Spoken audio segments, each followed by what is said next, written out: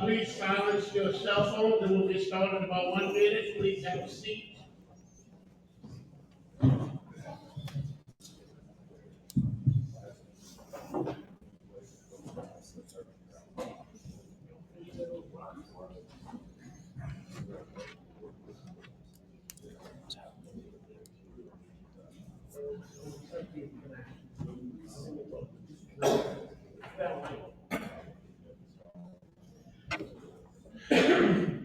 Thank you very much for coming. This is the Coastal Protection Restoration Authority Board meeting, Wednesday, May 20th, 2026. LSU at the LSU Center for River Studies, 100 Terrace Avenue, Baton Rouge, Louisiana. Please rise for the pledge of allegiance. I pledge allegiance to the flag of the United States of America, and to the republic for which it stands, one nation, under God, indivisible, with liberty and justice for all. Madam Secretary, roll call. Chairman Dove. Present. Mr. Lovell. Present. Mr. Weigel. Here. Mr. Lane. Present. Mr. Beers. Here. Mr. Alford. President Jewell. Here. Mr. Gow. Here. Mr. Jordan. Here. Mr. Bourgeois. Here. Mr. Hidalgo. Here. Mr. Cargill. Here. Mr. Lane. Here. Mr. Richard. Here. Mrs. Segrera. Here. Mr. Romero. President Hinckley. Here. Representative Zerain. Senator Hinskins. You have a quorum. We have a quorum and approval of the agenda. Motion to approve the agenda. Motion made by Mr. Hidalgo and second by Mr. Lane. All in favor? Okay. Motion to approve minutes. Motion by Mr. Bourgeois. Second. Second by President Jewell. All in favor? Okay, any old business announcements? Any announcements? Yes, sir, Mr. Hidalgo. Mr. Chairman, the famous two words, 70-30, just real quick, I had a little conversation with the Colonel this morning, and, we had a meeting with the Corps this last month, and things went well. I think there's a little bit more comfort, and but we do need to keep it up and pay attention to it. So thank you for the opportunity to mention 70-30 again at our meeting. Very important, and please Thank you. keep announcing it like you did the vice chair. And that seems to get it done. Okay, and the first matter of business is the 2026 hurricane season. U.S. Army Corps of Engineers readiness, Colonel Scotty Otan, United States Army Corps of Engineers, New Orleans District Commander. Colonel Otan.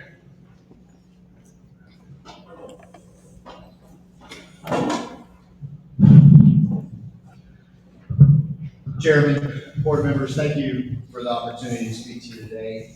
I want to start off by saying thank you and congratulations to the team. Just prior to the board meeting, we signed the design agreement for West Bank and vicinity, and it's that stakeholder commitment to the long-term risk reduction, looking out to the 2073 mark. And maintaining that 1% risk reduction. So thanks for the support for that and all the great work that's gone to get into that design agreement. Today I want to highlight, just for a few minutes, the work that we've done, we continue to do, and the measures that are put in place as we move into the 2026 hurricane season. You heard me say it before, and I'll continue to stress the importance of all of South Louisiana, importance to the world, both the economic and cultural impact that Louisiana has, and what Louisiana provides to the nation and the world is worth putting those measures in place that reduce the risk and protect this way of life. We continue to move forward with our execution of our funding for carryover for 2025 and execution of our 2026 funds, and continue to invest in this system. And I'll always start out by saying thank you for the partnership. I've recognized with my fellow district commanders around the nation, I will tell you that every single one of those district commanders wishes they had a CPRA. They wish they had the equivalent of what you do. The passion, the commitment, the knowledge you bring as a non-fed sponsor to us as the federal government is unmatched. And I do appreciate, as we work together, we both want the same thing, and we're going to continue to work together on how we solve these complex problems. So thank you for what you do, and thank you for being outstanding partners. This is about readiness. It's about alignment, and it's about ensuring that the system is ready to go. We'll spend a little bit of time talking HISTers specifically, but as we look at the overall system of systems in place, I will tell you that we've done our pre-checks, we've done our inspections with our partners at the levy district, at CPRA, and we're ready. We are ready to go. You've got outstanding people that are operating those specific structures. You've got good policy. We've got good procedures in place. We're ready to address. The one thing that no one in this entire line will take for granted, 2026, we will not assume that it'll look like 2025. That's the worst thing we can do in terms of complacency and readiness. So we're ready for whatever it may come. There's some worst case scenarios that we model, and the system's ready and resilient. The way the Corps of Engineers, the way the New Orleans District works as it relates to hurricane preparedness is we work on lines of effort. We focus on those things that are of utmost importance, and I'll walk you through how we do our lines of effort and how we both prepare and respond to a hurricane in the system. Our first one is our internal operations. It's how we array. And it's the biggest thing that we move before a system comes. We're set in place, and we maintain that strategic advantage that I talked to you about on capability and partnership. Our headquarters, many of you have seen it or been there on Leak Avenue in New Orleans. It's actually rated for a Category 2 storm. We have a bunker inside of it. If you ever want to come see it, I'm happy to let you tour it. It's a bunker in our warehouse that is rated for much, much higher. And that's our continuity of operations. I'll move into the bunker. I maintain my presence in the district so we can operate as needed. My deputy commander will move up to Vicksburg and operate there as part of our Mississippi Valley Division command's post. And then my deputy, Duran Elsie, many of you know him, he will go to Baton Rouge. He'll sit there with the governor's office and go forward. Alongside that, the division commander will come down. Many of you remember General Peoples coming to Baton Rouge, or former division commanders, particularly post-event if needed, will come down to Baton Rouge to streamline that communication. And then the way the Corps of Engineers works is it's 1-4. And so in order to maintain our ability to execute the primary missions that we have here, so that we're not overwhelming the system, we have St. Louis District, Colonel Paneer. He will bring a team down here and operate those emergency response functions as needed. And so Colonel Paneer and I are a team as we deliver what's needed for the state. The biggest other thing I want to highlight, and a great opportunity, we've got a couple of parish presidents here and some of the others representatives, is we have our local government liaison. It's called our LGL cadre.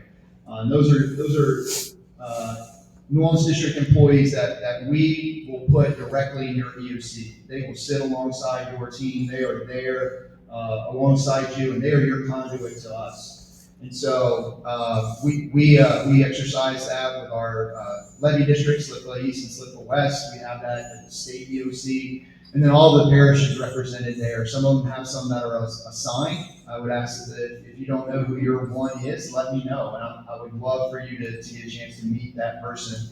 They should be part of your rehearsal process. And then some of them are by request, right? And we understand that there's limitations of what that parish EOC can have. And so you have someone that can support you as needed on the at that point of friction. Communications is one of the most important things. As we move into a hurricane storm, a lot of it is just gaining an awareness of what's going on, and then how do we address the needs that come up.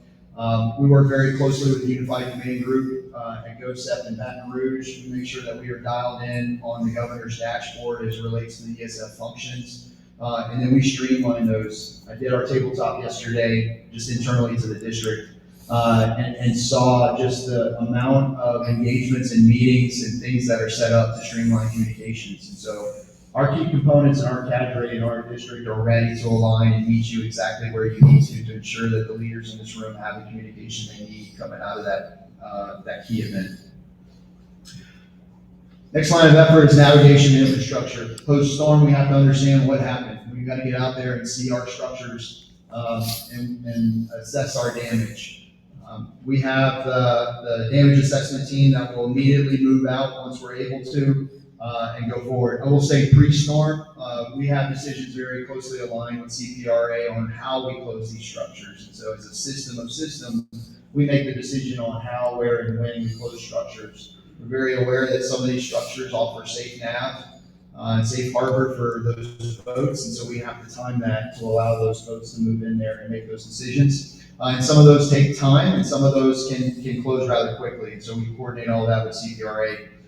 Post-storm, we're getting out there and assessing the locks. We're also assessing the navigability of the channels, particularly Mississippi River, GIWW, and some of our outfall canals. And so we're focused heavily on post-storm survey and then starting navigation again, getting people back to work, getting the commerce moving, and kind of really the lifeblood of South Louisiana.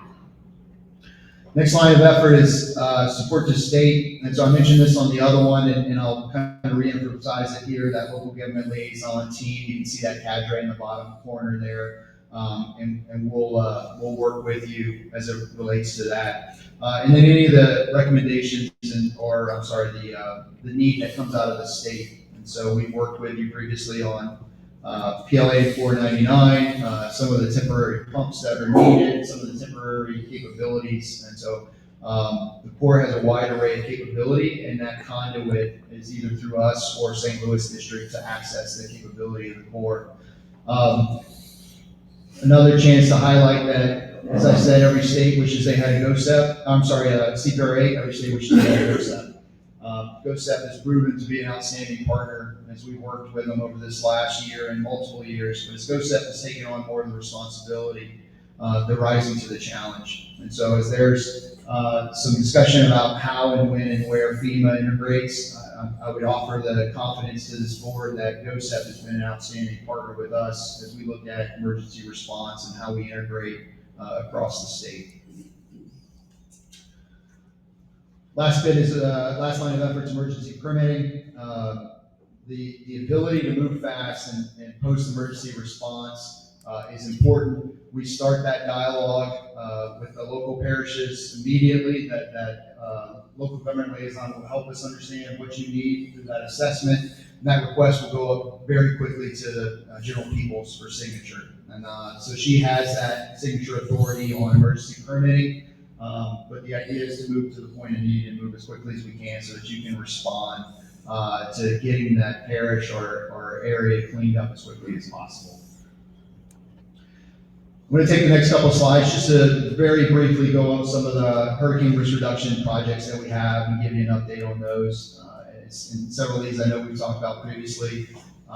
West Shore Lake Pontchartrain, just a quick update on that as we move through. We continue to work. It's always great driving up here to Baton Rouge and seeing the work that's happening under I-10. I think it's great for people to physically see we're building levees in the swampland. But we just awarded the pump station in 114. So roughly a $420 million pump complex, right? It's not just a single pump station. There's several things that go in it. So large scale, big pump stations. And so once we get the flood risk management in place and the levees in place, and then there's the water, we got to get the water out, right? So this is about a overall system. We're still on track for roughly a 2030 completion of the overall project, and working very closely with our contractor, with our local non-fed sponsor through CPRA for that, and we're moving along as designed. New Orleans to Venice is an important one I want to highlight. We're working closely. We have some of the levees that we're working through there, which is circled and with the red ovals. We're looking to really seal and protect the levees in that area, you know, and the levee embankment along the river. It's exposed and really kind of secure the construction site there. I know there's some local levees on the inside, and so it's about providing that overall risk reduction protection.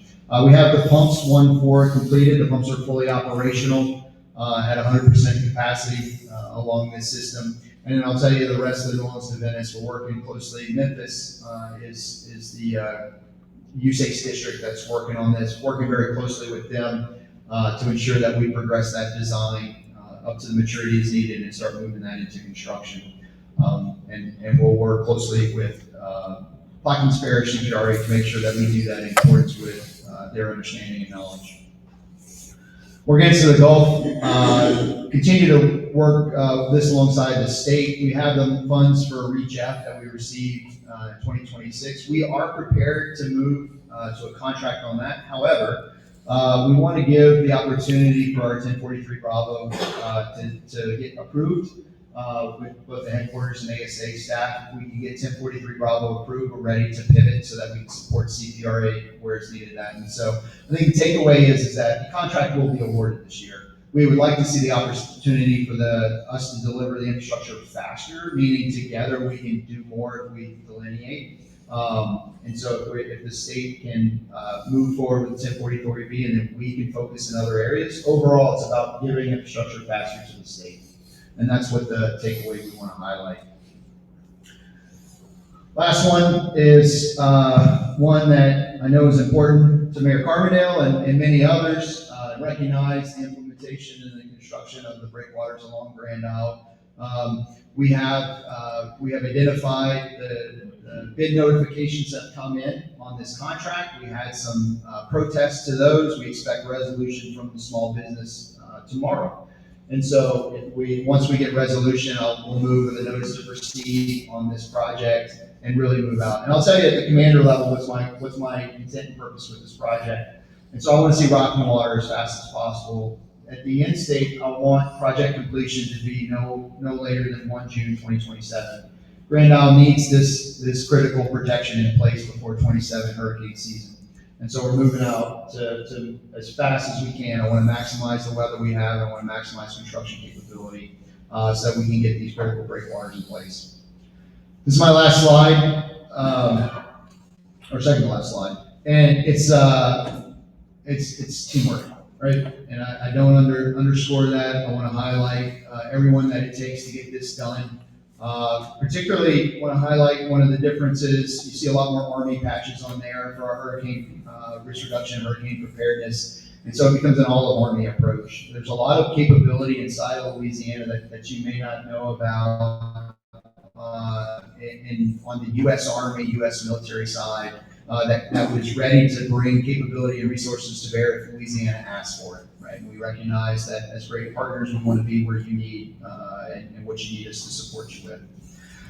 Last little bit I'll continue to highlight. I would ask that as you bring these messages of readiness to your particular area or region, it's about reducing risk. And that risk reduction goes all the way down and everyone has a role. And so we continue to emphasize that I think the biggest risk to the system is lack of preparedness and complacency on the individual person. And so it's about ensuring that everybody has a plan. Everybody understands that a hurricane can come very quickly, can pop up quickly. So don't be complacent. Listen to the elected officials, respond if they tell you to leave an area and have a plan. And so we at the federal level, working with the state, have done everything we can to ensure the structures are ready, but it's about reducing risk across the spectrum. I will pause here if there's any questions, and that is the totality of my brief. Thank you so much for the opportunity to speak to you again. Thank you, Colonel, and as usual, thank you, Corey and your staff, for being prepared for the hurricane season, which is upon us for about a week and a half. So, thank you for the presentation, really look forward. I want to thank you and your staff for working with us on all the different issues. do address everything we said to y'all and get back with us as timely as humanly possible, so appreciate that. And with that, is there any questions, Mr. Bourgeois?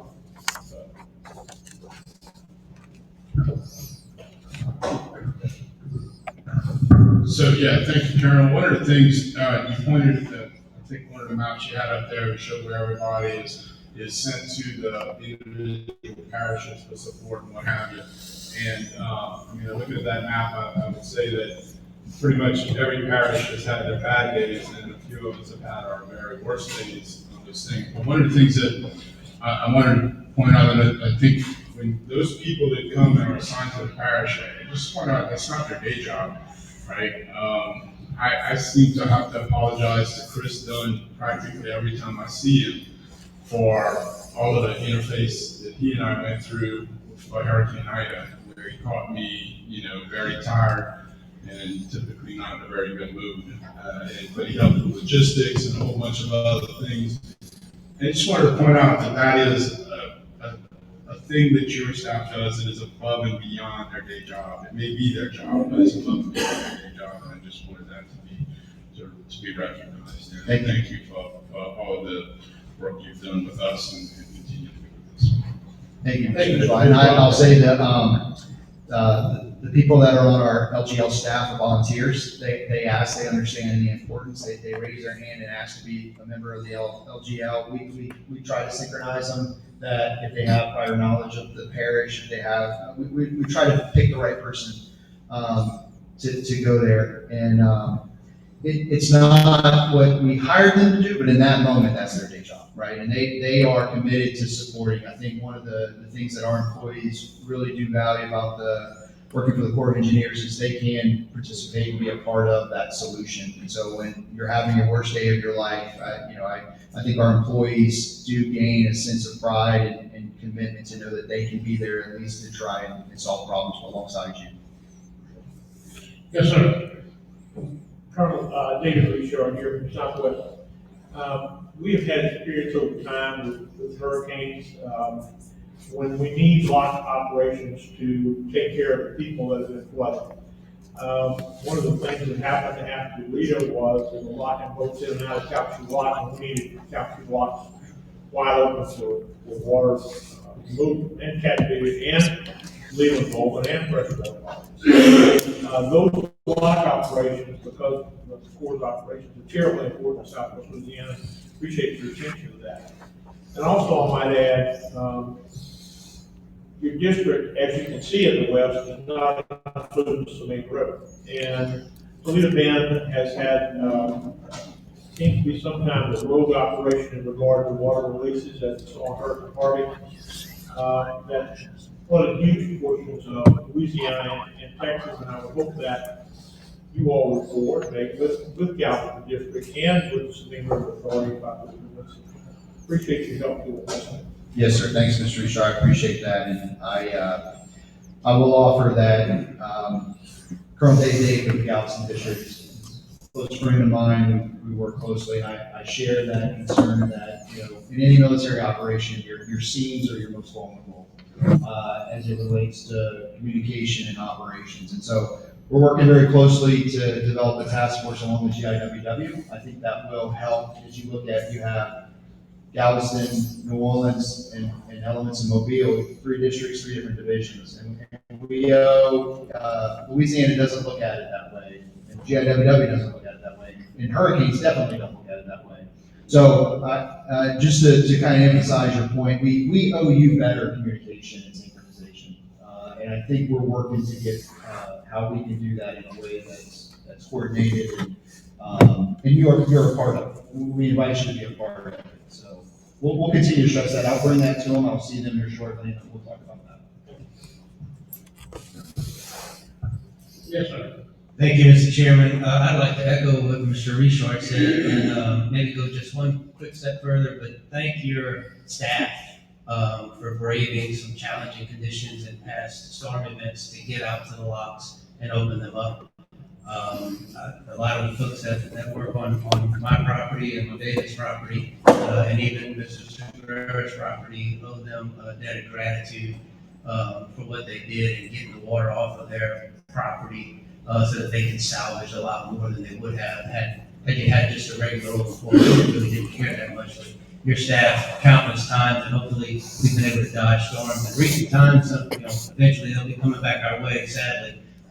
Your staff has done an incredible job of braving the elements to protect other people. So on behalf of everyone down in Southwest Louisiana, thank you and thank them from us. If you could share that sentiment. Yes, sir. Thank you for that. And I will tell you that I would invite and ask any of the board members that would like to visit any of our Southwest locks, please let me know. You won't find a greater group of human beings and Americans. And it gave me incredible energy when I went out there just to see how much they love their job. And I don't say that lightly. I mean, they genuinely love what they do, and they are grateful to be. And some of these folks live on this structure a week at a time, and so they don't see humanity for a week, just the boats that pass by. And you won't find a group of people that are more excited to do what they do and support where they are. And so thank you for that recognition. That means a lot to me, and I know it means a lot to them. And anything we can do to increase awareness of these important locks, please help me understand that. I would love to find a way to highlight the importance of these locks, which are outside the public view, but doing really critical work. Yes, sir, Mr. Dowd. Colonel, want to thank you for your offer to work with us on what is the real balance of 70-30 and what does that mean? And thank you for the Chapel Basin people, the navigation people, the port, and of course the levee district and the parish. So thank you for the offer to work with us, and it's important to us, and we realize that you understand it, and we appreciate that. So just want to thank you. Thanks, Mr. Alco. I would also offer thanks to CPRA.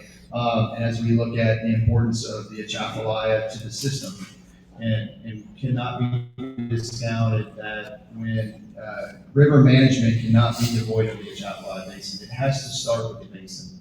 And so I look forward to working with you and your team as we assess what water, really frankly, sediment management looks like. I think we spend a lot of time talking water. We need to talk sediment. And so I look forward to these conversations, and I appreciate you being a good partner in the state as we look at the Atchafalaya master plan and what makes sense going forward.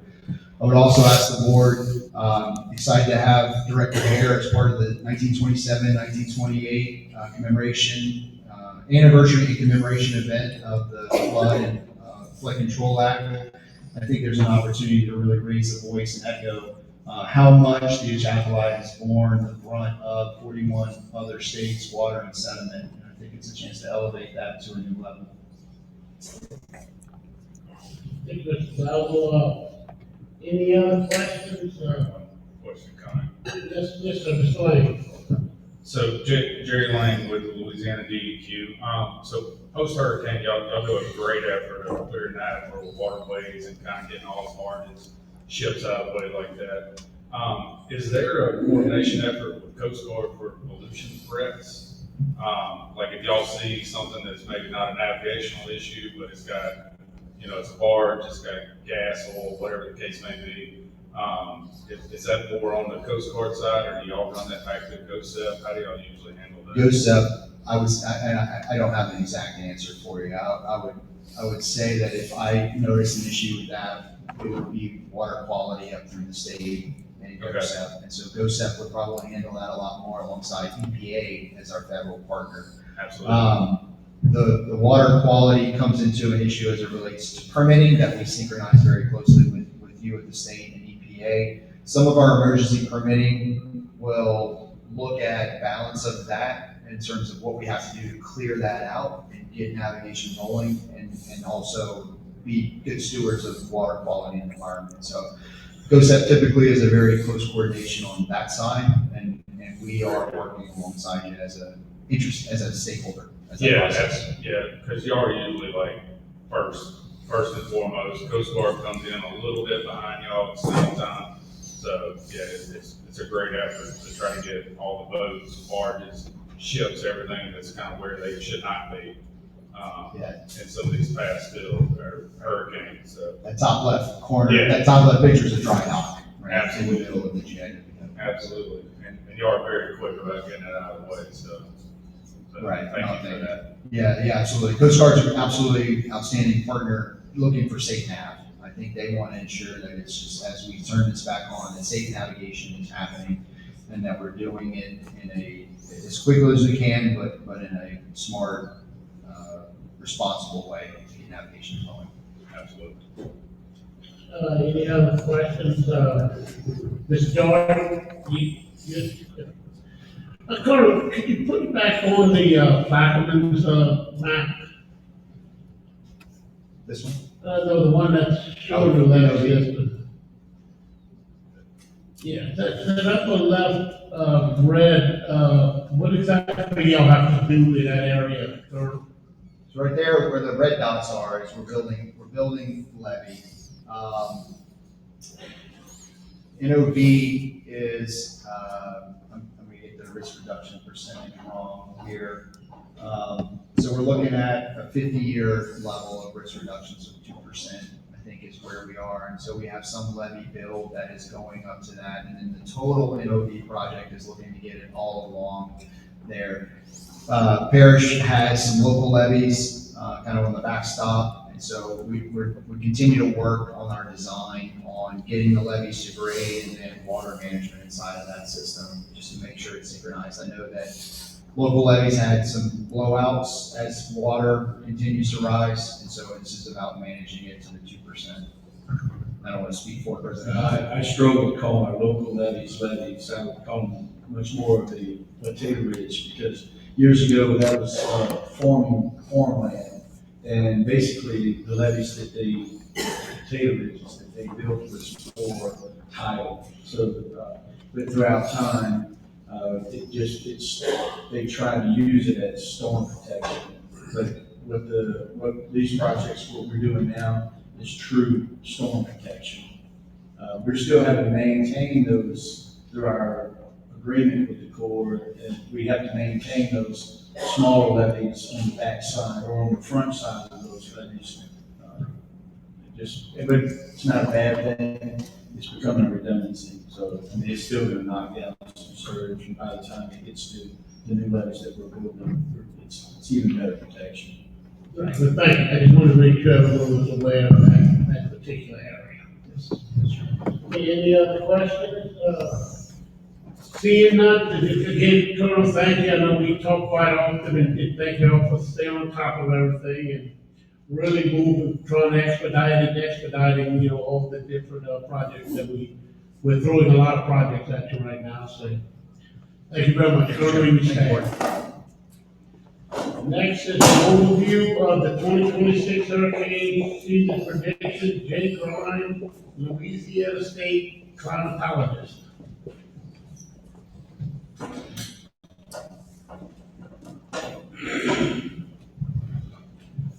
Well, thank you, Mr. Chairman and board members, for the invitation this morning. Let's just run through a look at some of the forecast numbers and how we're getting those numbers, or what is the driving factor for those. So here's a table. There will be a test when I'm completed, so go ahead and start memorizing these numbers.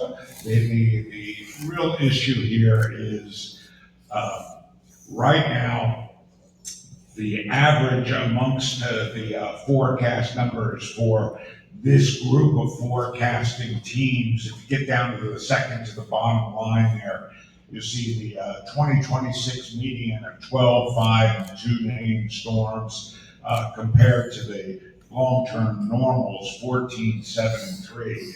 Bottom line is the forecast is a little bit below the normal, but not so significant as to really change our way of thinking.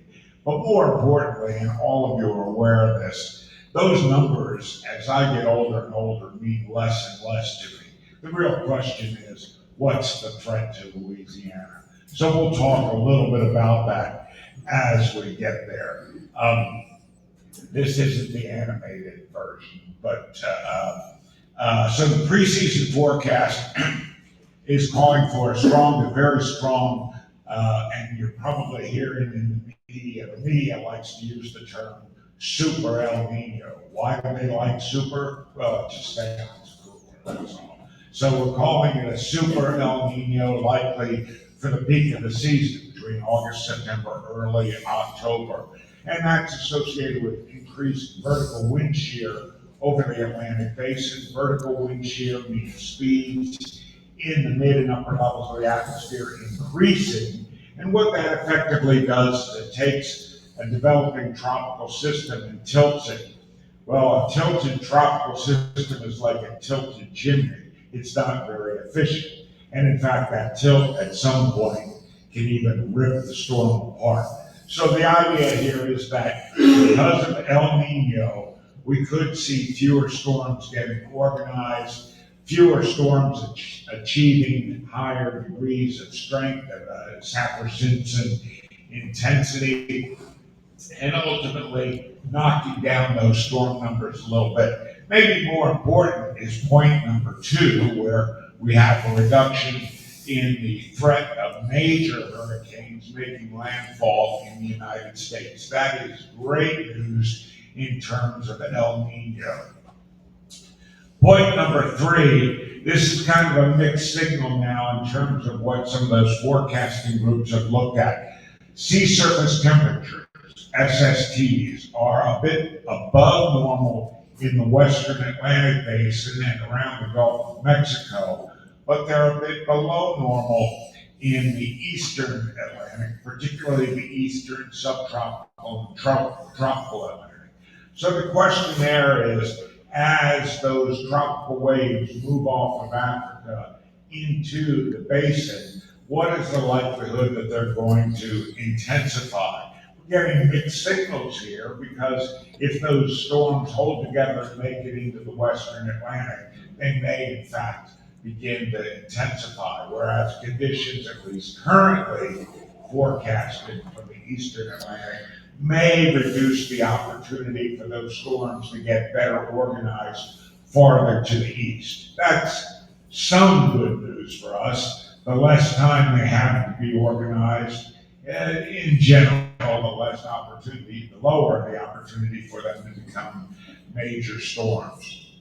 And the other thing that I've done is, based on those forecasts from that array of teams that have already put out the preseason outlook, we found 8 years that we can call analog years, years that look like what we think the core of the 2026 season will look like. And of those 8 years, there are only 8 or 9 named storms in the basin, as opposed to the 12, which is the sort of the average or the median from those forecast groups.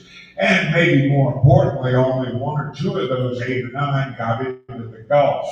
And in fact, over those 8 analog years, only 3 of them had Louisiana landfall. So our threat may be a bit reduced, but it's not zero. And it's important that your clients, your constituents are aware of the fact.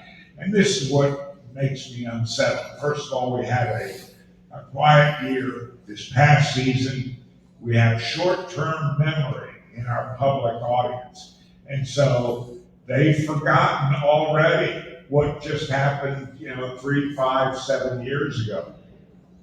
Then to tell them, well, the forecast looks a little bit on the low side this year, they don't get ready. What we need to just reinforce amongst the population, the public, is no, you need to get ready every year. We all know that. Sometimes they fail to see it. These aren't, you didn't load the animations? Okay, that's fine. So what are we seeing now? We're seeing a warming trend in the central and eastern Pacific Ocean. So get your bearings there. That's the equator in the center of the picture. The box is the area that we typically look at in terms of where we define El Nino.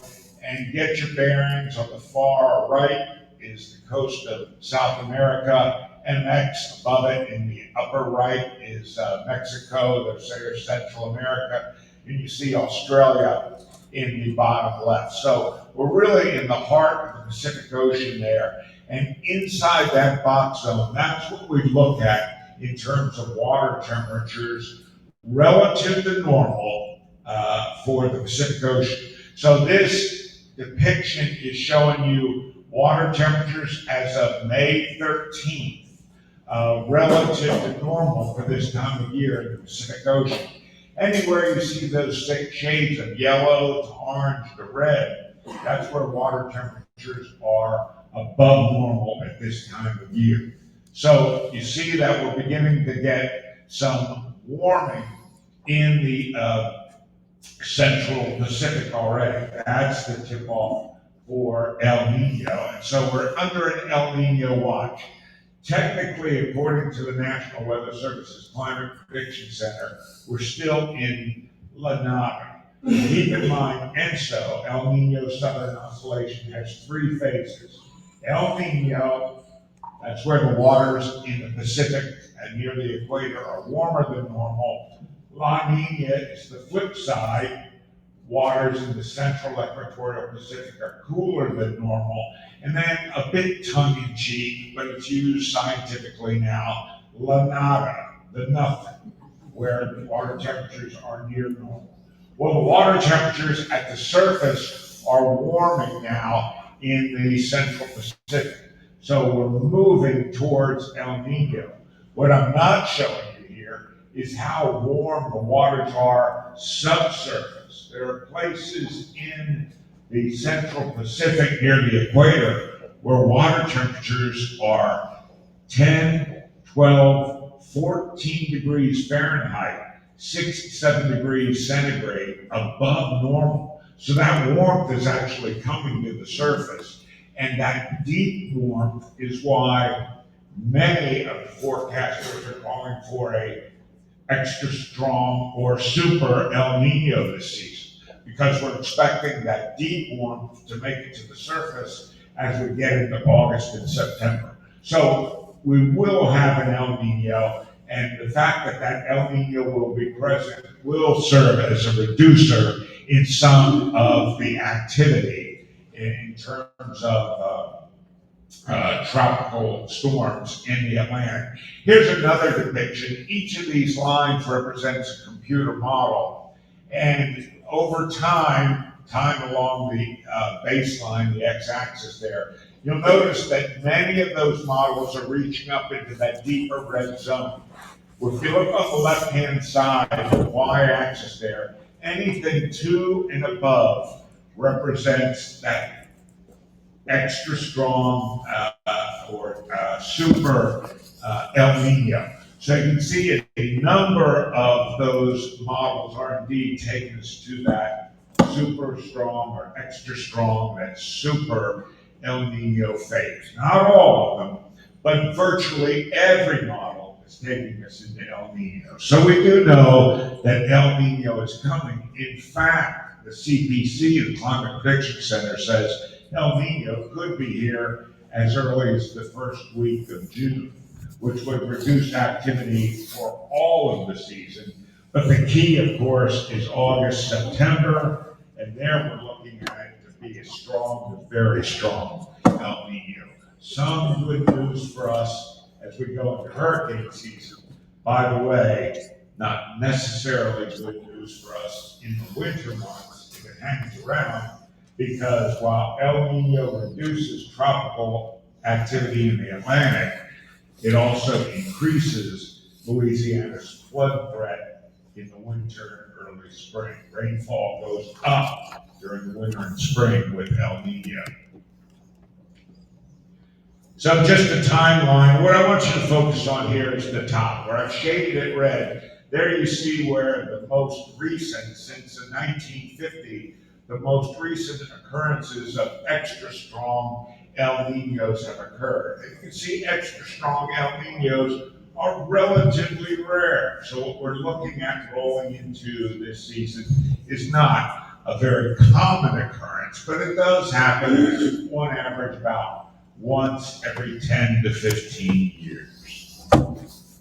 Here's a look at those water temperatures in the Atlantic. This is as of this past week, averaged over the week. Now, you'll notice the Gulf of Mexico and the Western Atlantic, especially the Western subtropical Atlantic, quite warm for this time of year.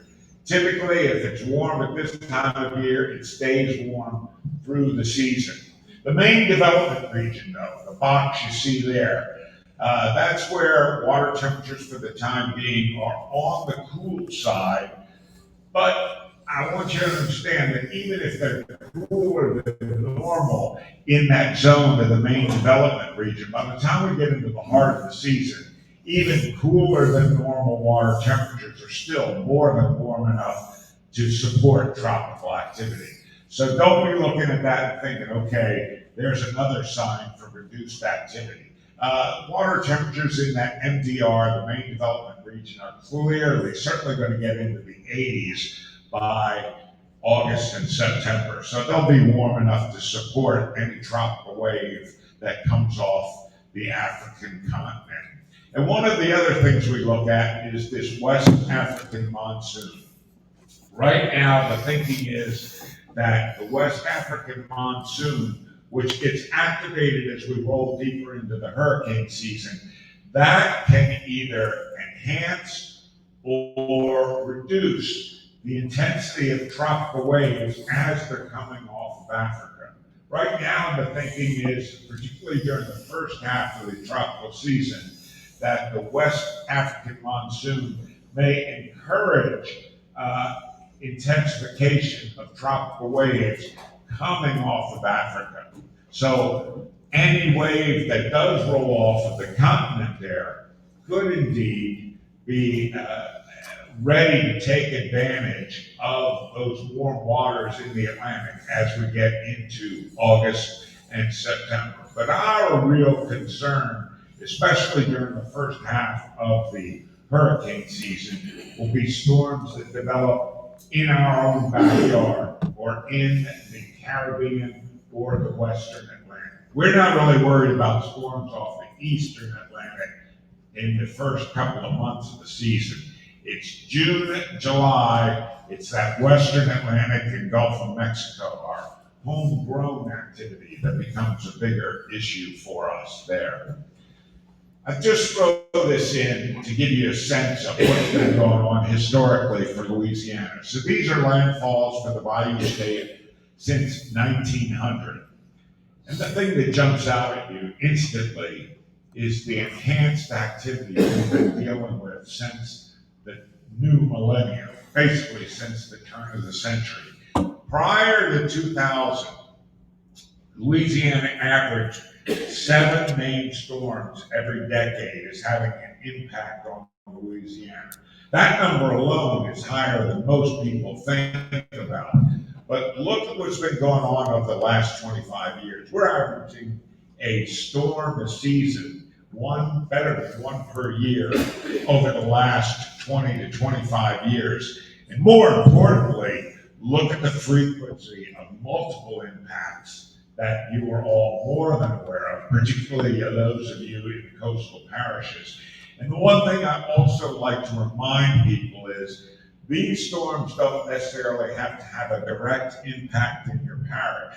The fact that they form in the Gulf of Mexico or move into the Gulf of Mexico means that we have to activate. We have to be prepared. Your parish, particularly your coastal parishes, have to respond to storms whether they actually come into your backyard or not. There is a huge economic footprint in that 25-year spell for those coastal parishes, even for the parishes that weren't necessarily impacted. I don't anticipate a drop-off in that frequency over the coming years, regardless of whether this upcoming season is a quiet one or not. We don't know exactly why we've seen this uptick in activity over the last 2.5 decades, but it is not just happenstance. There's something clearly going on, putting Louisiana in the crosshairs. And part of that has to do with the Bermuda High, which has been on an expanded setup more often than not over the last couple of decades. And what that does, when the Bermuda Azores High expands over the Atlantic Basin, in other words, it expands westward and reaches into the western Atlantic, storms have to go around that. Think of that as a big rock in the stream, in the flow. So every time that Bermuda Azores High expands, a tropical wave or tropical system moving from east to west in the tropics is going to stay in the low latitude. It's going to get pushed farther west. So that's when we see those storms get into the Caribbean. And once they're in the Caribbean, then the Gulf becomes their next typical target. What we do think this season, though, is that with El Nino, we may see a compression of that Bermuda Azores High. What do I mean by that? A shrinkage of it, of that Bermuda Azores High, where more storms may have the opportunity to turn north sooner and stay out of our backyard. And that's what we want to see in August and September. So the thing that we have to worry about, and we've seen just far too much of in the Gulf of Mexico in these last 20, 25 years, has been rapid intensification. Storms that when they get into the Gulf might be a 1 or a 2, and then blow up instantaneously in 24 to 48 hours to monster storms. And so you see some ideas like that. Most recently, Ida, that went from Cat 1 to Cat 4 in the Gulf of Mexico in less than a day. So, you know, when we talk about prep for a storm that's 1 category stronger than what's out there, that's kind of a minimum guideline.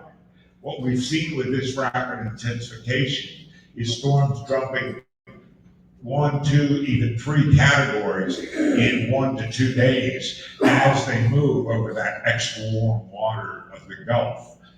So it's imperative that, again, we get it into the minds of our citizenry that anything in the Gulf of Mexico requires them to activate their hurricane plan and to be ready to take action.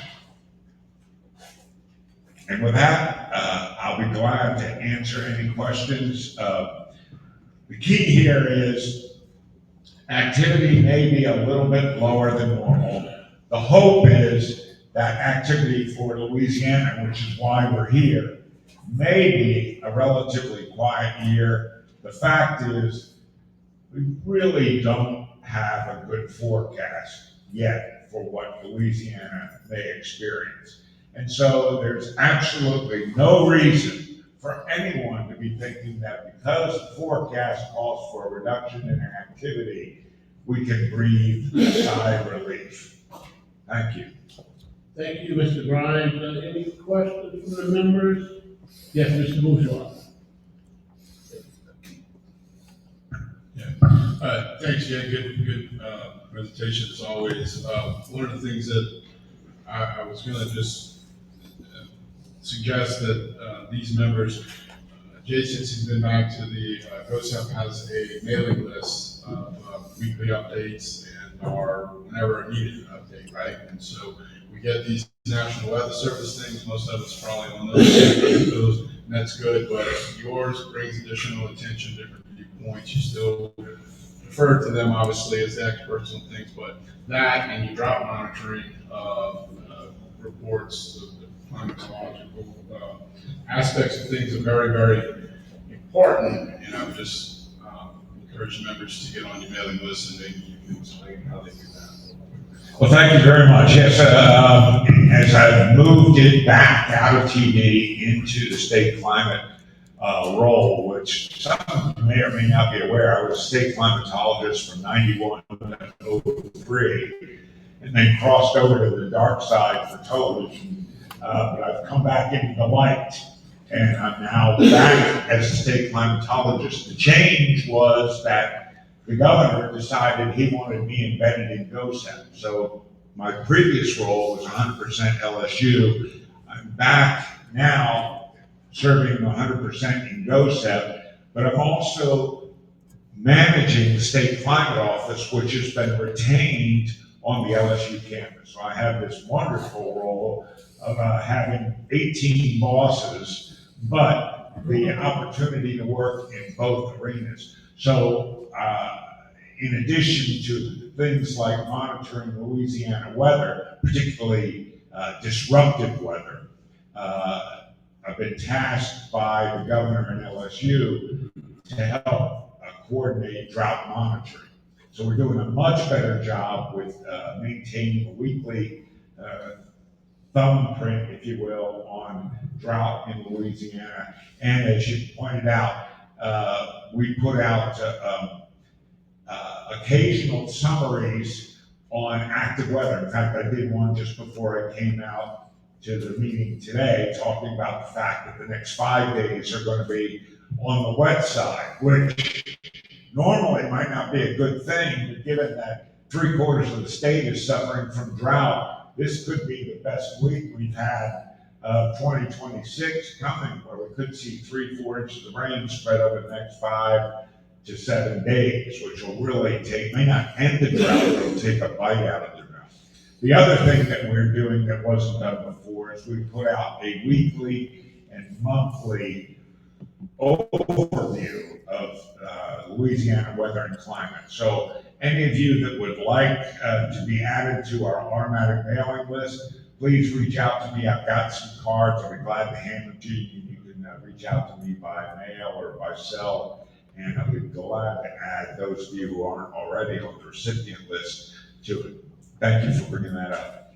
Well, the point is also that where you have a lot of people on the internet that are looking for clicks, and this is where the term Super El Nino came from. And I mean, I've been a bit of a weather geek, but I've been, following this, and I've been very ever starts talking about a Super El Nino. What the hell is that? I mean, it's just to keep adding terms to do things. What I'm suggesting is that's balanced. The blast that he sends out is balanced with, this is something, when you see it come up, pay attention to it.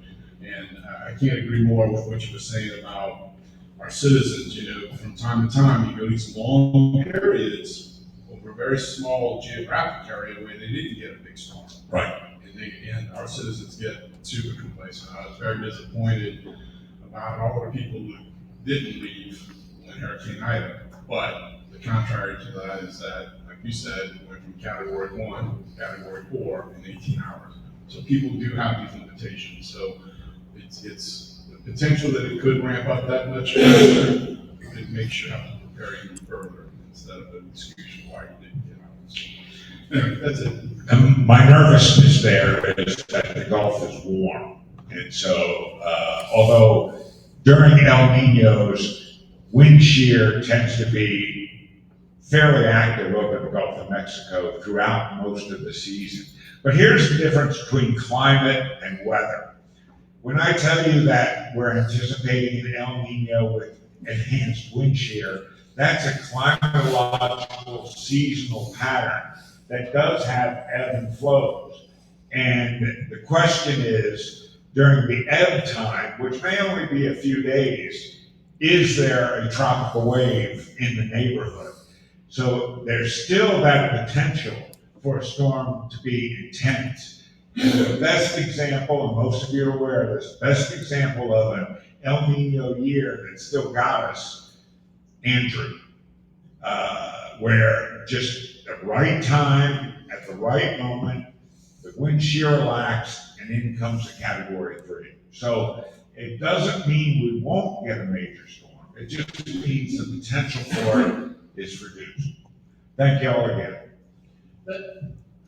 What's the best address? If you reach out to either one of those, the top one, jgrimes at la.gov, that's my GoSet address. jgrimes at lsu.edu. You can reach me. Either one.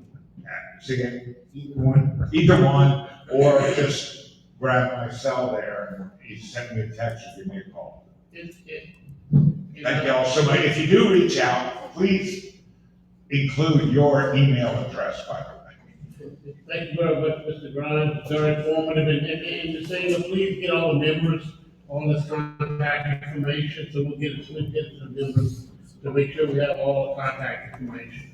Thank you, Thank you sir. very much, very informative. Appreciate it.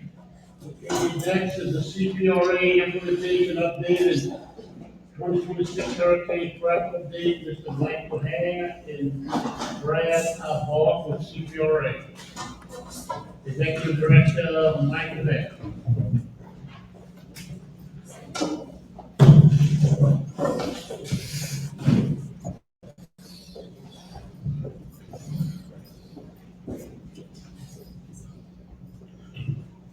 Good morning, Mr. Chairman, board members.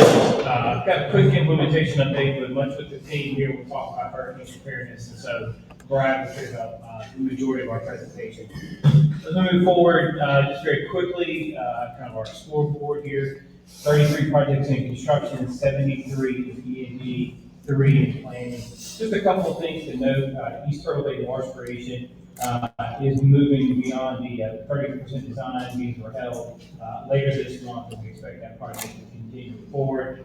As Colonel Luttan mentioned, Grand Isle Breakwaters, they are prepared to award that. We have been continuing to provide financial support to that project and hoping to see those rocks in the water very soon.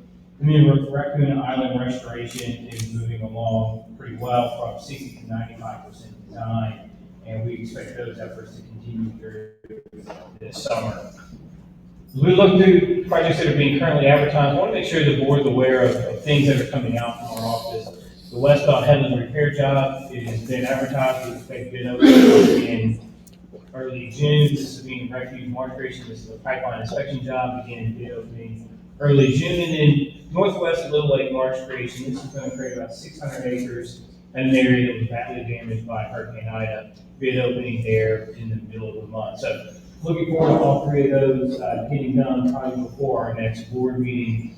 And then recently awarded was the Grand Bayou Bridge marsh creation veg planting. And this is a contract and a project that I believe we're doing over in Pikeman Parish. It'll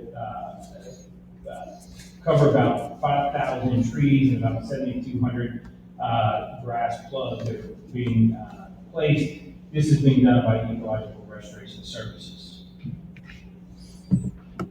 I want to just take a quick pause and just thank the board. Many of you, we saw at the Capitol this putting in green card and advocating on behalf of your parish, your agencies, or your levy board.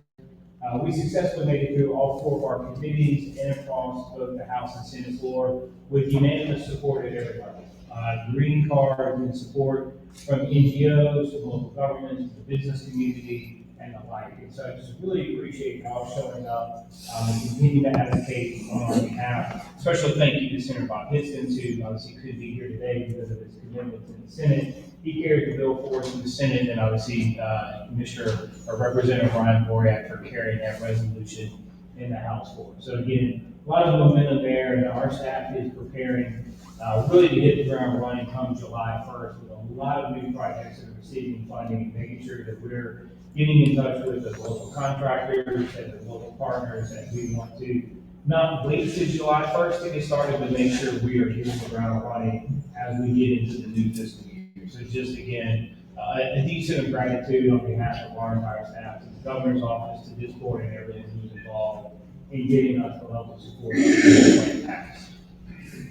On another front, we did not plan to have this, but this kind of snuck up on us with a really great idea. We saw our partners over at DOT doing an IDQ style bill to handle maintenance contracts, some small construction activity. Representative Sawyer won a kind of a late election. He didn't have any bills filed. He reached out to me one day and said, "You have any ideas? I'm willing to help."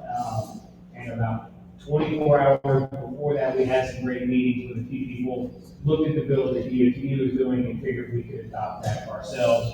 Our staff's been working that very hard. We've been able to get through the House. We got through the Senate Finance earlier this week, and hopefully today or tomorrow we'll be able to get through the Senate. Just for the board's awareness, I think this kind of dovetails into our hurricane preparedness activities.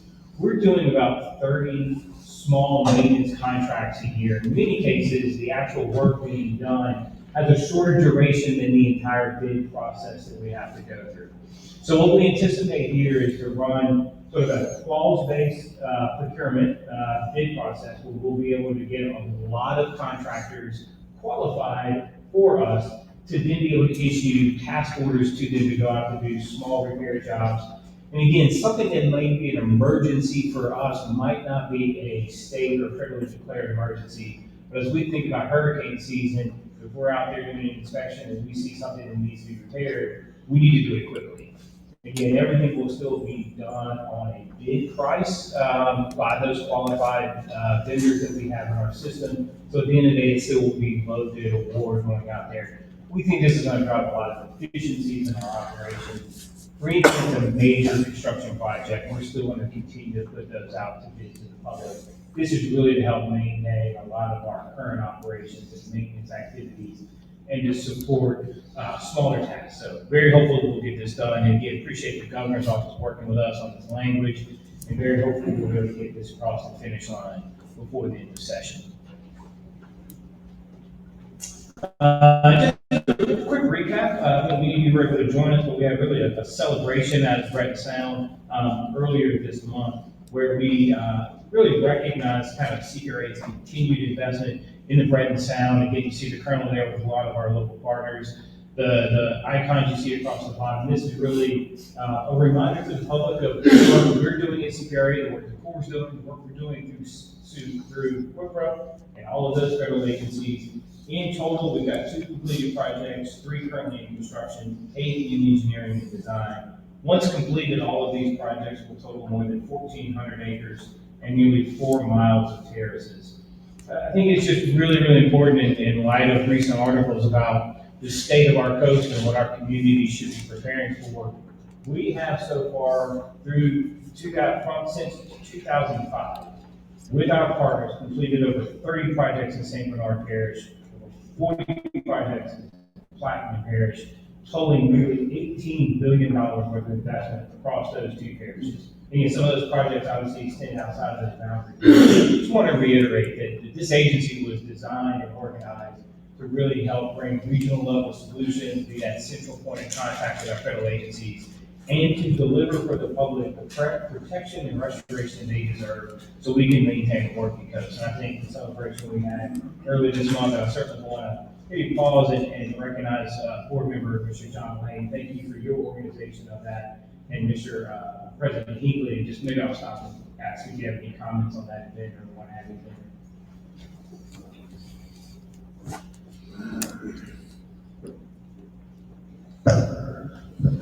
Well, I want to thank you and your team and your staff for putting all this together and working with us along with Plaquemines, whatever. I think it was an absolutely great event. And I think it's very important that we let our residents know in Plaquemines and St. Bernard and around the state, as well as the media, of the work that we're doing and the level of protection that we're working towards. And again, it was a great event. I think we need to do more of these things as well for the state.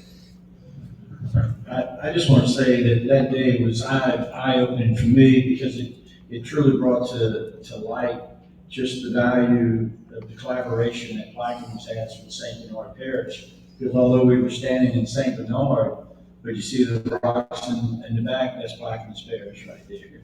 So it just, in any project that you hear us doing in this area, it not only protects St. Bernard, but it does protect Plaquemines Parish as well. That's a great point, and I appreciate if you come up with some more money for some of those rocks as opposed to just putting them on. Call this buck. I should have anticipated a funding request, but thank you for your leadership and for being there. It was a great celebration, and I think just a redoubling of our effort in that area. I look forward to meeting more projects moving forward. Quickly moving on, a couple of projects from an update standpoint as well. Phase 2 of the 40 Orchard Canal wetland restoration. Major step moving forward here. This is a partnership with Ducks Unlimited. We're providing about $300,000 to this project. In total, this will have about 56,000 feet of earth and levees, 745 acres of enhanced marsh. It'll help reduce erosion and saltwater intrusion and create a healthier habitat for fish and wildlife. Working alongside nearby restoration efforts, this project would help rebuild marsh and protect against storm and lake erosion, and support long-term health of the central wetlands in St. Bernard Parish and the city of New Orleans. Again, highlighting another great partnership as we think about how we leverage our dollars and pull in other nonprofits to support their efforts. And then just want to take a quick moment here to highlight recent one. The West Grand Care Project earned the 2026 Best Restored Beach Award from the American Shores and Beach Preservation Association. Project Restored Beaches due to marshes and shoreline protection features in Jefferson Parish. Project used about 5.3 million cubic yards of dredged material for sediment being placed along 14,800 feet of shoreline. This project overcame major environmental engineering and Hurricane Ida related challenges. And it was funded primarily through the Deepwater Horizon and Restore Act. One of the other great parts of this was the volunteers and some of the student organizations that came out to help plant over 17,000 marsh vegetation plugs. Again, a sincere congratulations to the CPRA team and all of our local partners in this project, and we're being recognized once again for the work we're doing here in Louisiana. And then quickly, 2 more slides. Just want to thank our team. As our part of Love the Blue Week, we had a team of volunteers cleaning up right around here at the water campus. So just think from our proximity of our building here, across the street, head over to the Water Institute and hit the levee itself. 19 bags of trash were filled with aluminum cans. Over 250 pounds of plastic bottles and other various plastics were collected. 7 tires and assorted metal parts. Again, I want to thank the volunteers for coming out to do this, to keep our campus clean, and to support this overall statewide effort. And then last but not least, and very much in the theme of this board meeting, I want to just highlight for everyone back here in this building about a week and a half from now, next summer, 2 Sundays from now, May 31st, we're going to have a Louisiana Storm Safe event here from 1 to 4. Again, I think Mr. Grimes probably said it well, the blessings of a previous season and the forecast of a lower season is really maybe the curse out there of getting people to not be as prepared, to relax a little bit, and that's certainly when we're going to get punched in the face. So we want to maintain our preparedness. We're certainly going to, as I pivot to Mr. Barr, talk about what we're doing, but want to make sure that we play our part in trying to help the public be as prepared as possible. And with that, I'll just pause, Mr. Chairman, if there's any questions from the board on my implementation update before we pivot to the hurricane preparedness slide. Members, any questions? Seeing none, please proceed.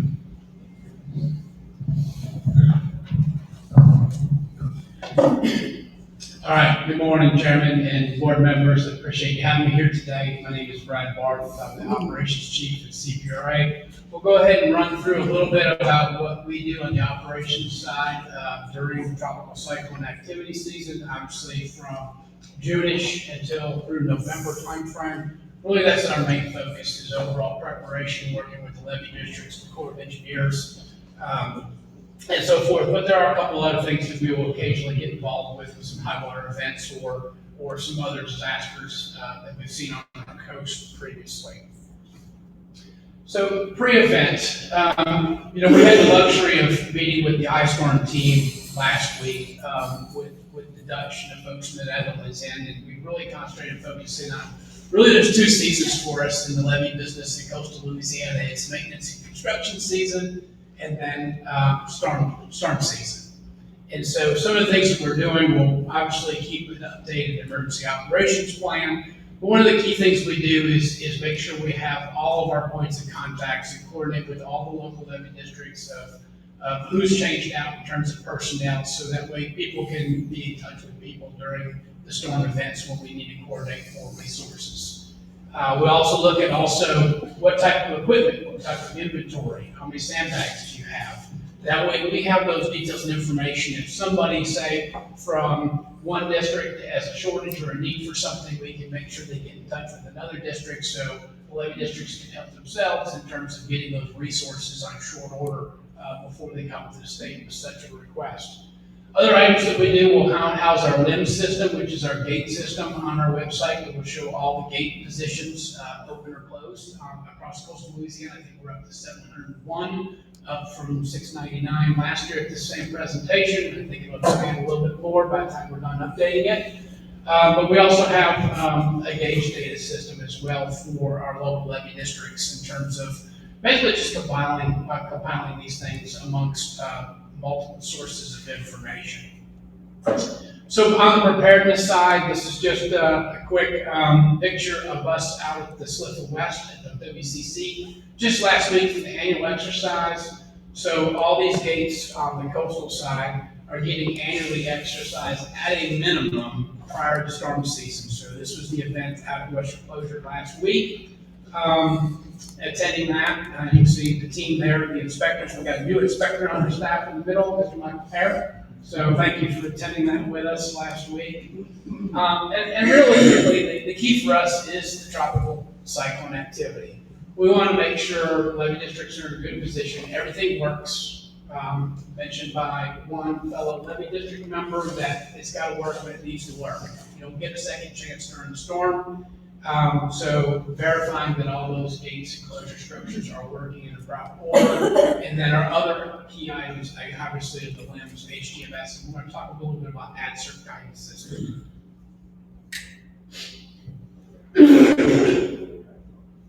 So this is our LIMS system. This is on our website.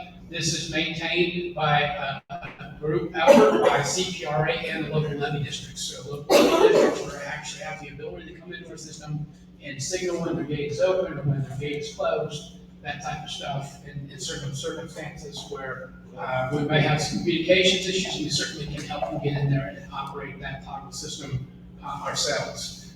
Usually we'll also have posted up here all that information on those contacts, the resources and so forth, on supplies and equipment and information will be posted to this site as well.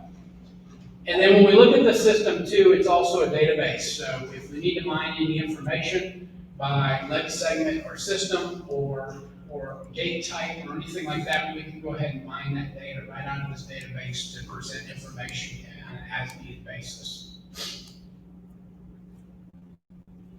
HGMS system. So if anybody's ever looked at river gauges or storm surge gauges, you know there's a lot of different resources out there. There's river gauges, there's core sites, there's USGS sites, there's NOAA sites, and so forth. So really our HGMS system is for our local levy districts where we've basically compiled it all onto one page. So they can log into this page and go get that information and track and see the different gauges across the system. And this is probably one of the biggest things that we do during storm season is our AdCert surge guidance system. So we maintain on the ready a modeling system that we use to help inform operations.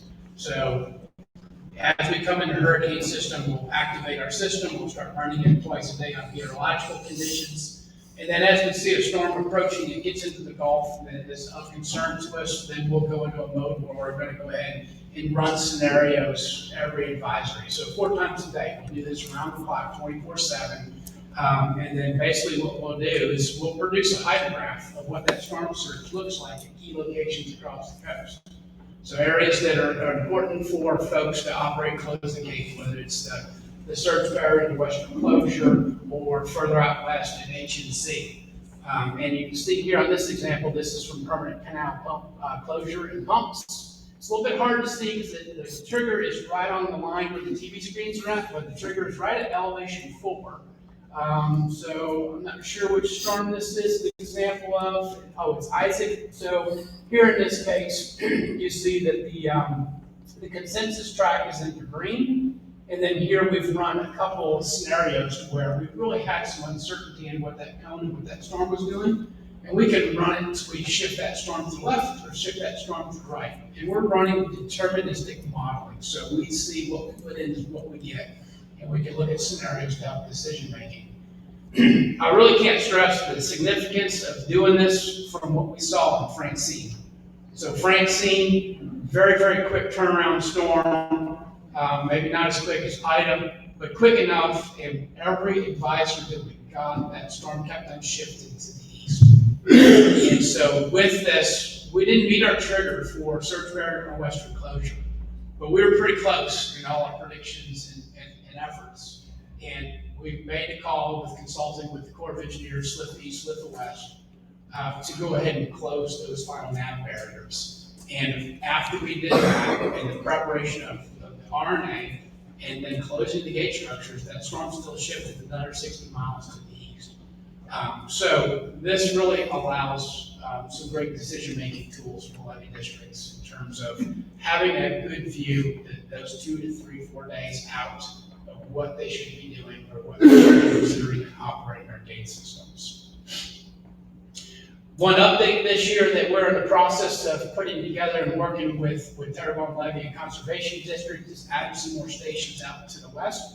And even the stuff that's on the east side of Morganton Gulf, I think it's going to have good value for systems like Lafourche Basin and St. Charles Parish and South Lafourche as well.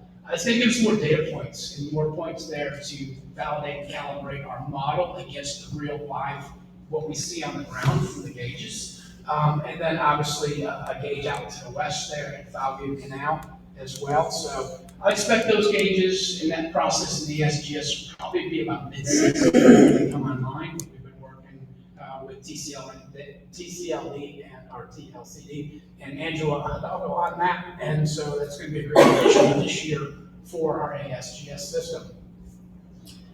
During an event, so once the EOC is mobilized, CPRA serves as the Emergency Support Function 3, so Public Works. We will mobilize staff over to GOSEP and be embedded in GOSEP to help run missions and tasks as assigned by GOSEP. In an emergency event, all requests have to go through WebEOC. From your parish EOC, that'll get routed to GOSEP. GOSEP will then assign those missions and tasks, and CPRA will serve as a technical support. So one of the things that we do on the CPRA side is that back office support. On the tech side of coordinating with levee districts, of other levee districts' pumps, or size pumps, where you need pumps, that type of information. So that's kind of our role during that effort. We'll have back office support during the storm, throughout the whole storm 24/7, and also EOC support 24/7, as long as the EOC is mobilized there. And again, I'll stress that the key is it all has to go through WebEOC in terms of that coordination. It really helps us out in terms of how that flows, because then we don't have multiple people working multiple things. Just wanted to put this out there this year. This is not necessarily new, but if you're familiar with GOSEP and the common operating picture, or the dashboard is fairly new in the last couple of years from GOSEP. This is just a snapshot off the website of what the SF3 CPRA function looks like. Is essentially just a mirror image of our LIM system. So that way GOSEP can have a view and insight into our limbs and our gate closures. But that's what you would see under the COP dashboard this year for CPRA. Post-event, as soon as the event is clear and it's safe to get back out and about, we will be coordinating with our local levee districts and the Corps of Engineers to get out to do post-damage assessments and start running the levees and see what issues we have. We don't have another flood season to get ready for, so we have to quickly get out and assess and see if there's any major issues or not, and see what we need to do, because a week later, we can remember some earlier years where it wasn't too long after one storm comes through, you get another major hit in a couple of weeks, or in the west side, in literally less than a few weeks. So post-damage assessments with our teams will coordinate those with the Corps and also the levee districts. And then just lastly, if you have more interest, it'll be in your packet, the links to the SIMS site, where you can find the HGMS and the LIMS as well. And then our AdCert is posted on the SARA site that's posted for LSU. That's sarah.coastalrisk.live. And that's where you can see our storm tracking information there about the ASGS system. So with that, I can take any questions. If I may, Mr. Chairman, I just want to add one comment. When Brad talked about the step function, role we go self, I just do want to highlight for the benefit of the board. Roughly 9 to maybe a dozen CPRA staff volunteer to take on that activity. I think they serve in 12-hour shifts. So much like what the Colonel talked to you about, his staff volunteering to be sort of their regional point of contact for you. We do have a team within CPRA that is standing up and volunteering to do extra work during the time of the hurricane, and often being away from their families or being there over at the GOSEP office to man the desk for CPRA. So I just want to acknowledge those people, thank them for it. Under the governor's leadership, just about a month ago, we ran through about a 48-hour scenario where much of our staff went through that preparedness. So we're not taking these things lightly. We activate those volunteers now. They took time off and went and did that activity. So just wanted to make sure the board was aware of it. And for me to say thank you to that staff who continue to raise their hand and volunteer. Thank you. Mr. Bibbins, any questions? Mr. Bourgeois? Yeah, kind of that was what I was gonna go straight to, because, things get sideways, GOSEP does what they can do, there's a lot of moving parts and what have you. And as much as I've given credit to the volunteers from the Corps, I'd like to give credit to everybody at CPRA. And it's not just those people at GOSEP, but it's the whole process. And so we'd be remiss if I didn't do it. I guess it's sort of like you don't always tell your family thank you as much as you should for the things they do, and it's kind of maybe it's still no excuse for not saying thanks for what we do. And I have to say, the hydrographs are incredible. It's just things that go so far into the weeds that most people don't know that CPRA is doing while storms are approaching, right? These hydrographs, you showed Isaac. I mean, Isaac came across the Gulf like a drunk sailor. And so in 1 minute I'm in the zone, 1 minute I'm not. It was back and forth. But those hydrographs, once you get used to what they're showing you, is very, very, very good information regarding where we'll see the most threats to our systems and what have you. So just wanted to make those points. But yeah, you kind of jumped out in front of me on that one, but it's very well deserved points. Mr. Bourgeois, any other questions? Seeing none, thank you very much. Very good presentation. And last but not least, federal update, the open building with DOTV. Great, thank you, Chairman Dove. Glad to be here at LSU's the Coastal Center, and most of y'all know I'm an Ole Miss guy, so I thought I'd take a chance to say that Rebel Nation is ready for Lane Kiffin to move on from the breakup that he calls. So if anybody can share that message, we would appreciate it. Just over here. So pleased to give y'all a federal update, and we'll start off with we're in the money as expected, but just want to celebrate this news that with the One Big Beautiful Bill increase in the GOMESA cap, we were able to fully capitalize on that increased cap as it was reached for the 4th consecutive year.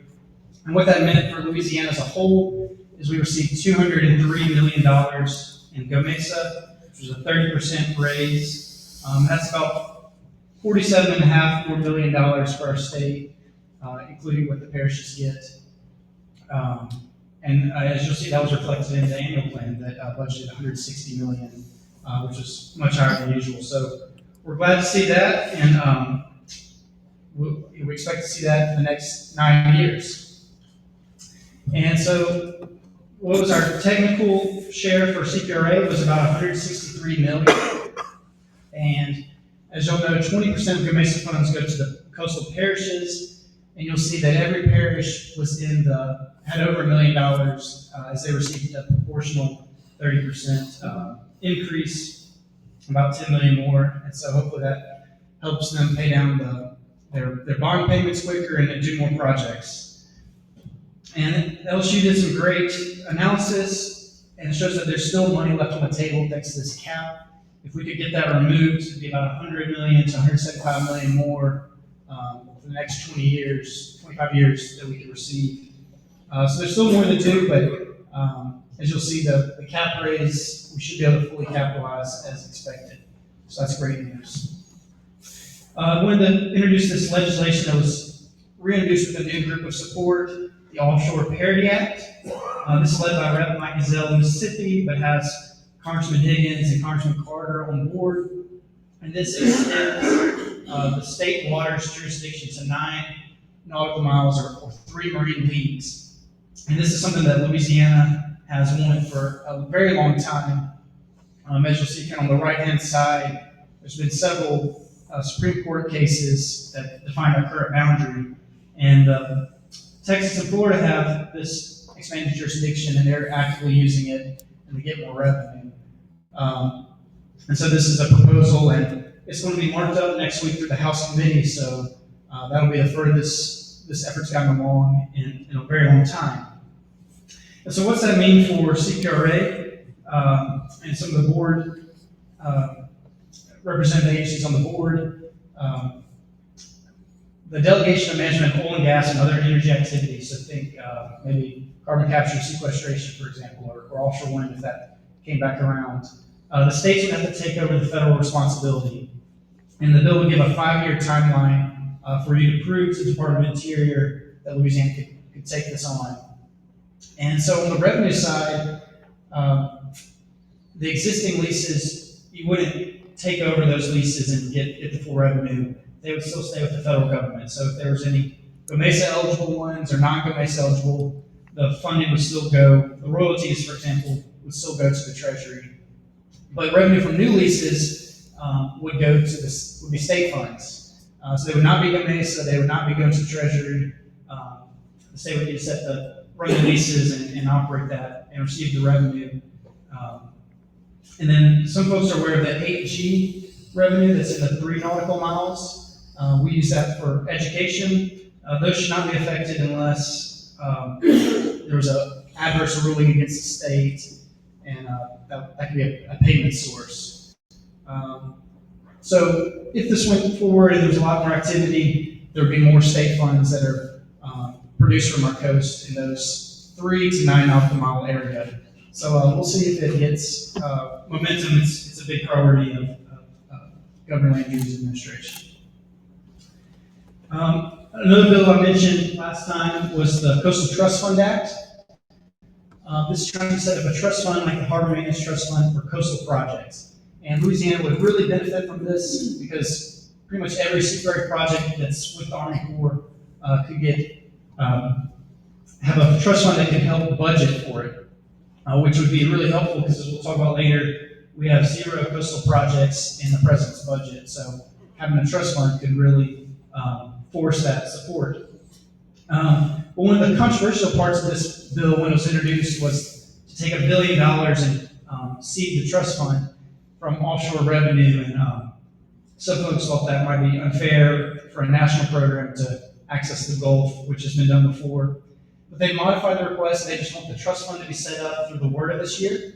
And that way, any other future funding opportunities could fund it, and it wouldn't necessarily come from a dedicated source. So we'll see if that gets momentum. We're supposed to move through the House in June and July. So we'll see if it gets in there. There's not really a Senate companion to this, so that's very much a weak point on this. But that's where the bill is now, and could be a benefit to us down the road. I want to talk about CPRA. Most of y'all are familiar about this. This is kind of our original federal funding for coastal restoration with the 5 agencies. There's a lot of good, of course. And where's the funding come from? It comes from the Sportfish Trust Restoration Act. There's a Sportfish and Boating Trust Fund. And we get about 17.5% of this revenue that comes from taxes on motors and fishing equipment and import duties. And I was just really impressed by these numbers. $2.3 billion in federal revenue has come through this program since its inception. With our match, that's over $2.5 billion of coastal restoration funds. And we anticipate getting about $98 million this next fiscal year. So really a huge program, and it's nice that this grows with inflation, unlike a lot of funds, because it's based off a percentage base. So as you'll see, the funding past 10 years has gone steadily up from about the top blue line's the total federal funding, for about 80 million into mid 90s, upper 90s recently, though there is some fluctuation for sure. So the bill is up for reauthorization, and it's been tied to the highway bill, which has been really beneficial because it gets a steady reauthorization, so we don't have a lapse risk, which is very significant since this part of the trust fund is very Louisiana specific. So it'd be harder to do if we were kind of on an island. Reauthorization for the highway bill could happen this year, but most observers think an extension is likely. CPRA would be included in the extension, and there shouldn't be any impact. That's happened before. But we do have some momentum, especially in the House. The highway bill was introduced this week. CPRA is in it, as you can see from this title, and it's going to be marked up tomorrow through committee with House action this summer, promised by the Speaker. So the problem is the Senate is not expected to move at all on this because of some politics. The Senate Democrats came out really strongly against this, not really because of the bill, and certainly not because of CPRA, but because of President Trump proposing transportation budget cuts. So they're having a funding fight on it that'll probably continue into next year. But we are in the base of this. It seems very secure, and I think that's encouraging given how important the program is. Want to cover that the shutdown is ended for DHS, which impacted the Coast Guard, civilian functions, and FEMA. I'm glad that that's over with as we enter hurricane season. The Republicans are trying to do another reconciliation effort to support some of this type of funding. And, we got that nice increase in the previous reconciliation. But what's also interesting is they're talking about a third reconciliation this year with some energy themes being mentioned and federal grants as well. So maybe some Doge-like stuff. So we'll see if that gets momentum, but that's become one of the major ways Congress actually does any federal funding, so we always want to be aware of that and what it can do. And so speaking of FEMA, the FEMA Review Council that President Trump set up has concluded. They released a final report this month, and there's some recommendations that I think are interesting for us to consider, even though a lot of it will require congressional action, and the temperature on Congress seems pretty lukewarm at best to this report. But the top thing that I'm glad we have CPRA and GOSEP, as we've been talking about, and our partners, is they want the states to lead the disaster response and stop. It's really not, I think, our problem, but other states have definitely viewed the feds as kind of first line response, which has its complications. And they want to, realign is the term, but it's really increasing criteria to qualify for federal disaster aid assistance. So smaller events might be much harder to get support from the feds. I guess blue states have seen that play out already. Red states have been okay. But we'll see if that goes forward.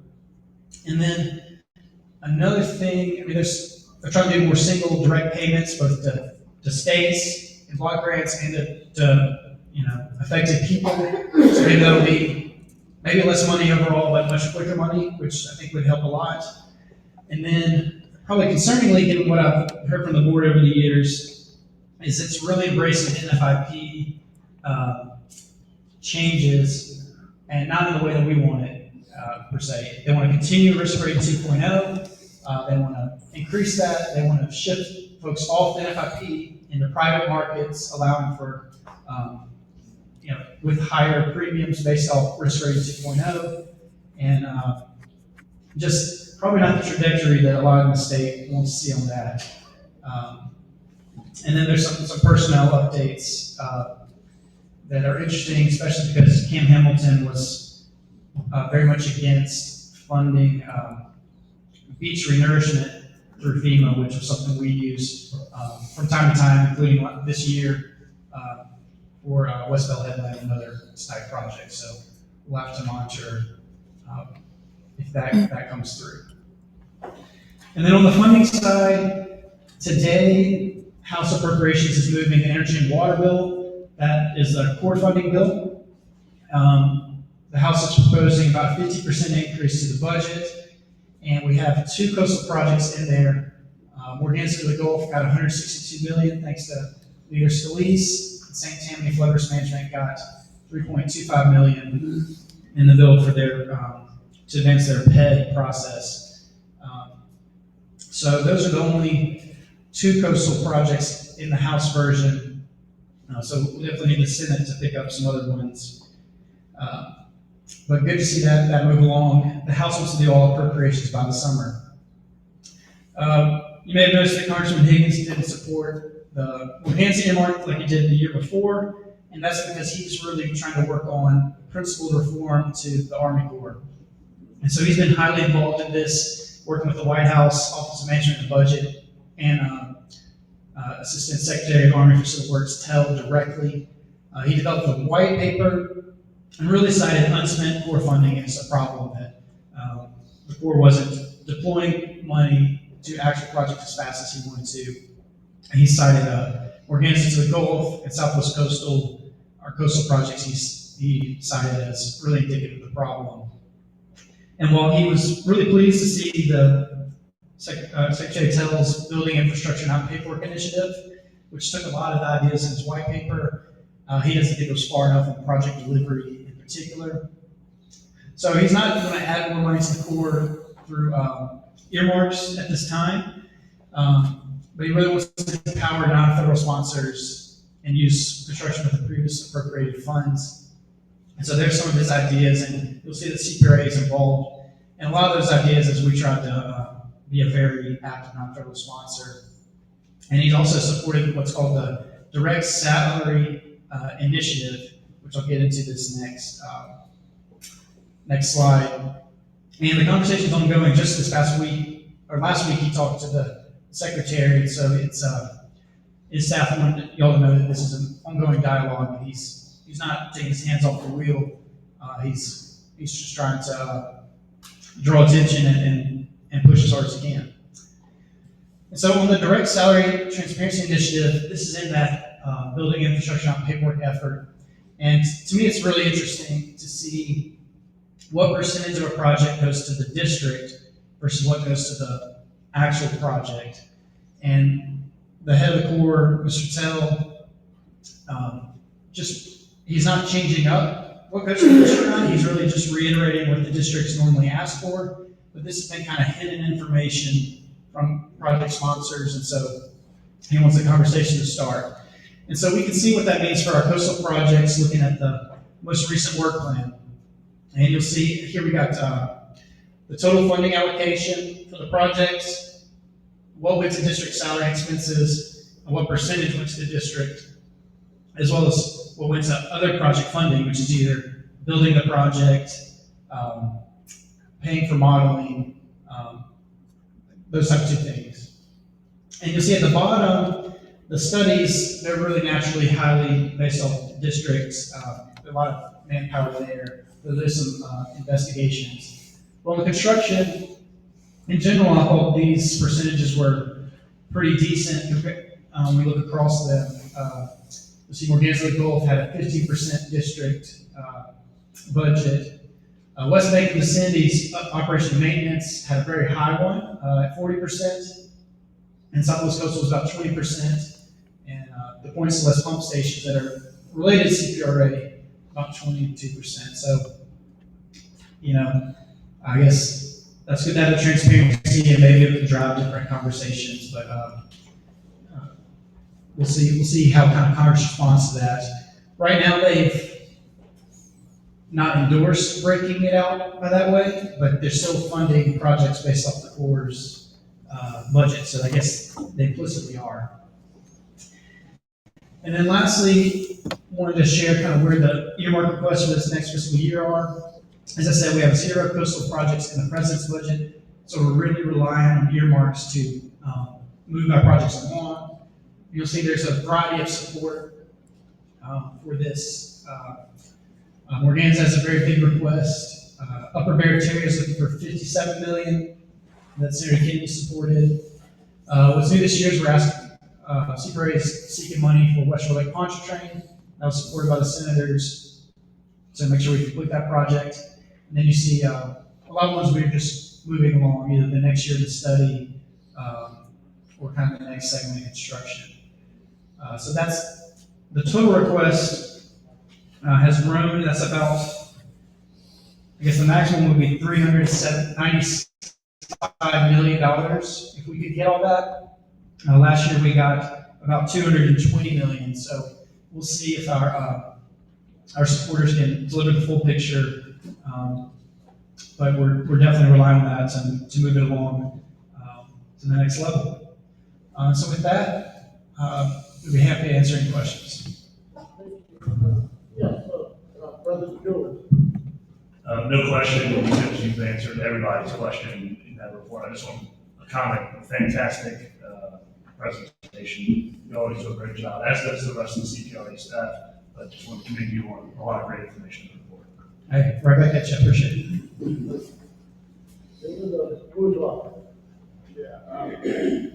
Yeah, great report as always. You, one question on the Offshore Parity Act. Is there a Senate companion on that one? Not this time. Seems like something we should be able to. Definitely makes sense. Not sure. Hyde Smith wasn't on it? Yeah, I should probably ask Ezel's office if they're trying to get Hyde Smith, because she and Cassidy are on the right committee. So it would be nice to see that go forward. But I like that it started on the House side, because the House had because the membership was able to do it bipartisan. So at least it starts off with that. Okay, thanks. Members, no other questions? Thank you very much. Very informative update, and we have one request to speak. Limit 2 minutes, please. Diane Blanks. Dion Blanks, please come to the front. To the stage. Creole Mad Scientist LLC.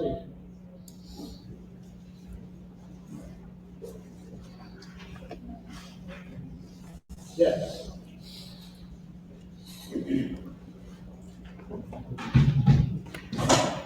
Hey, good morning, everybody.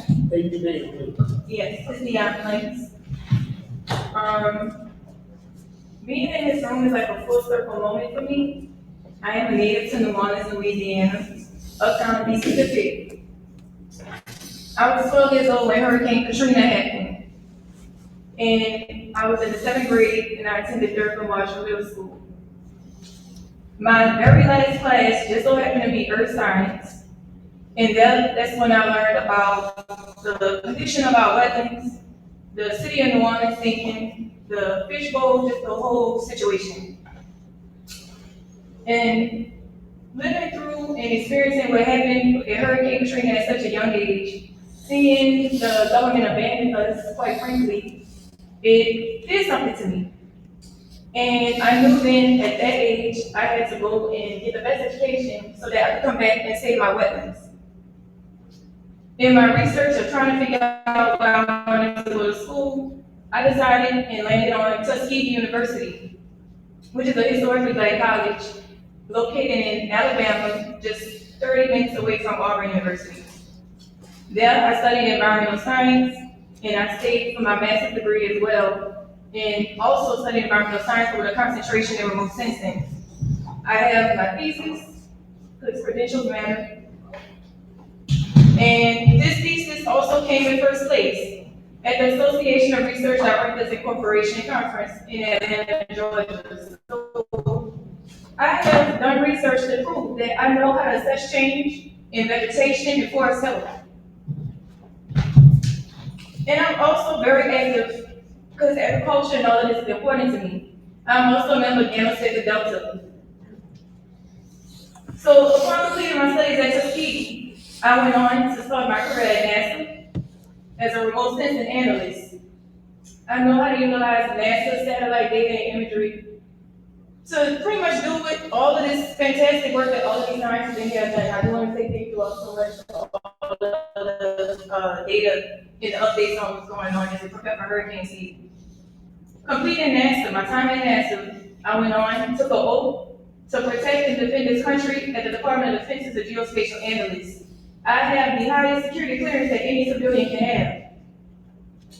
So now I am in a full circle moment and I am very frustrated.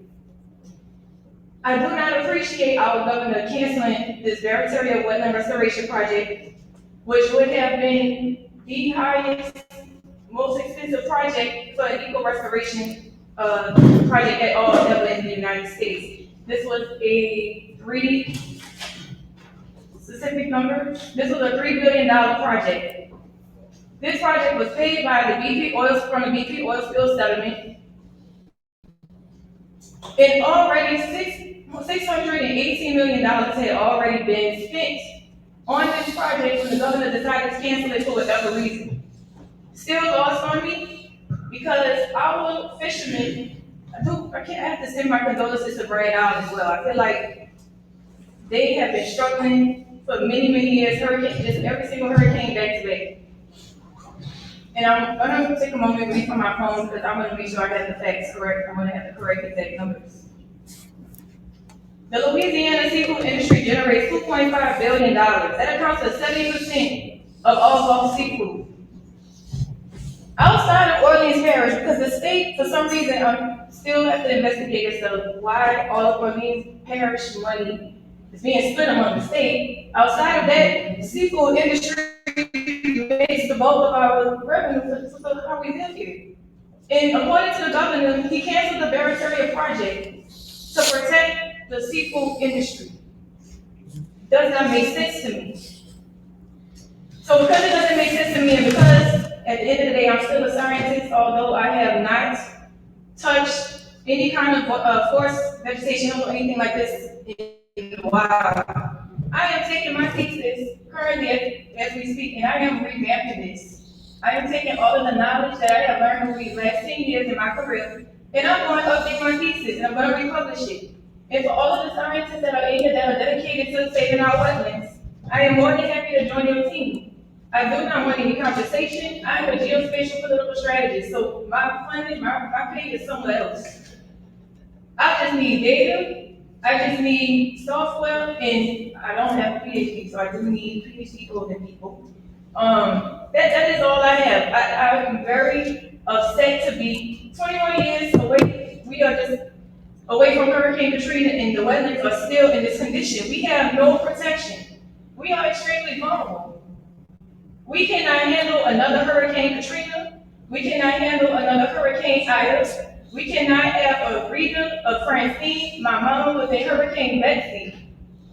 This is not okay, what is going on with our wetlands. I am very grateful for the board. I'm happy that we have this opportunity to speak and update as we prepare for hurricane season. Quite frankly, I am terrified. I have only moved back home about 4 years ago, and I can no longer sit back and not get involved in this.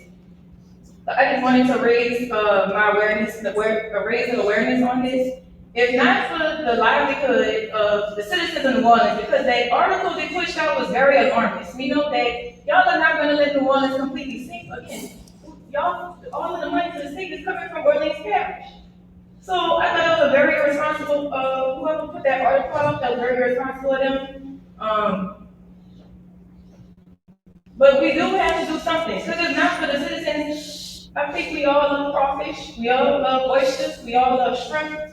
Like, that's the things that make Louisiana, Louisiana. I personally, I don't eat seafood outside of Louisiana. I only eat Gulf seafood. So that is all. I just wanted to just raise my awareness on this. This is something I am very passionate about. Again, I'm not a self-service scientist. I'm not looking for any federal funding from anyone. I just want resources, data, and I need scientists who have the credential that if you have a gap that you need to fill, I have resources myself. Tuskegee University, we have drones, we have all types of things to help y'all get all of this stuff done. I know the Department of Transportation, they're speaking about needing to get support from senators for some of these bills. I will do what I can to contribute to the cause, but I am very frustrated, and I love this state. I love everything about Louisiana, my family, I'm the eighth generation. All my family is from Louisiana, specifically New Orleans, and specifically St. James Parish. So they also too. I have a 10-year-old cousin, and somehow, and I don't speak to my family much about work because I was with the government. But she randomly came to me one day expressing her concerns about the wetlands at 10 years old. Like, that is a problem. So I don't know if y'all genuinely care. I hope y'all do. I am more than willing to help and share my resources that I have and my connections that I have built over these last 10 to 12 years. Thank you. Thank you for your input. With that, we do have a motion to adjourn. Unanimous second. This meeting is adjourned. Thank each and every one of you for everything you do for all your different bases. And now July 1st is right around the corner. We're gonna have a budget to go spend. Thank y'all, and God bless this committee, the state of Louisiana, and the United States of America.